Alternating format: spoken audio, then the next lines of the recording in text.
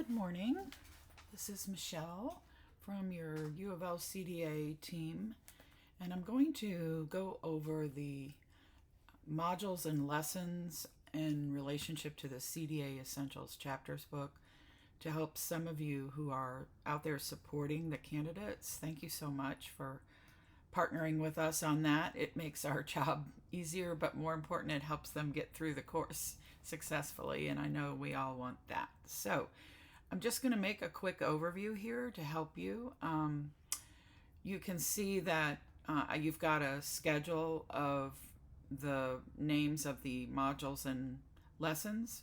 So you can see there are 8 modules. Those correspond to the 8 areas of study that the CDA requires training hours in.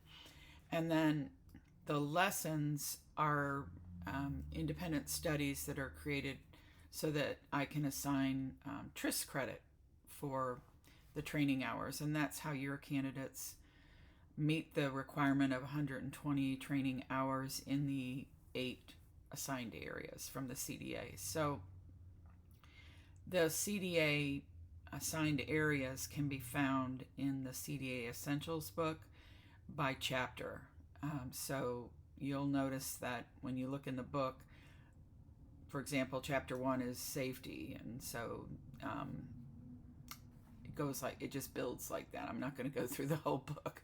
I'm sure you can see what I mean when you correspond with it. But what's important to know is when they do the module part of the assignment, they're just listening and reading, and they take little mini quizzes that total up and grade them.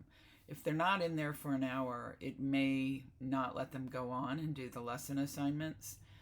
Sometimes it will, sometimes it won't. It just depends on a number of different factors is what I found out. But the bottom line is that that part of the coursework is online, and they're just filling in these little mini quizzes.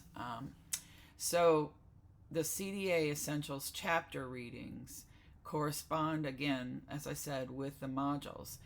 The sooner they can start reading, along with starting the module, of course, if they take notes on each chapter and write down 5 things they learn in each chapter, if they just keep a little notebook like that, this will help them so much with their portfolio assignments and their lesson assignments. So that's some strong advice I would have for any candidate. If you have a candidate who has a language access need in a different they need things in a different language, contact me, and I can, if they don't already know how to use things like Google Translate, we can help them do that.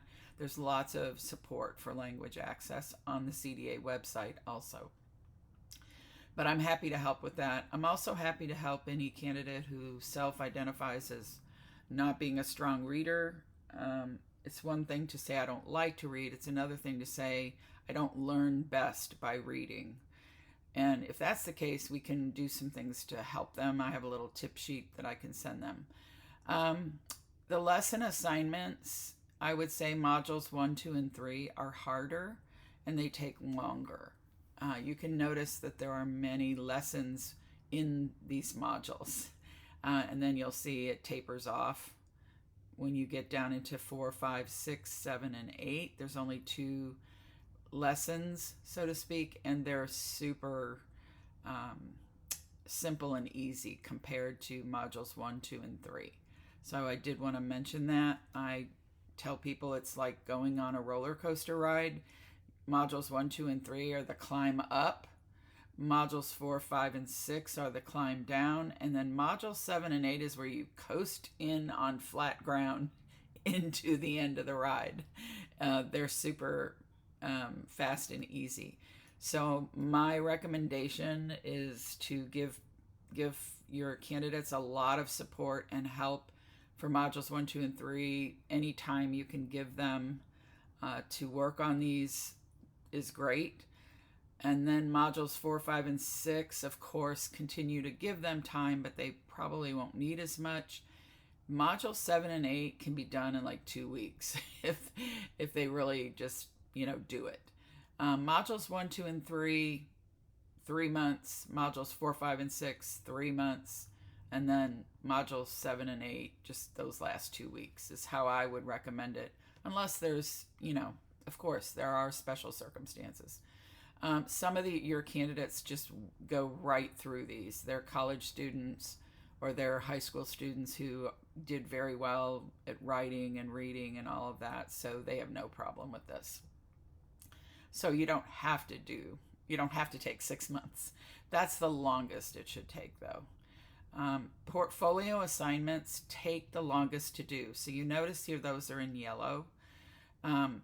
We can really help these candidates with those by having, number one, having a binder that's completed on site that they can see an example of what it's supposed to look like.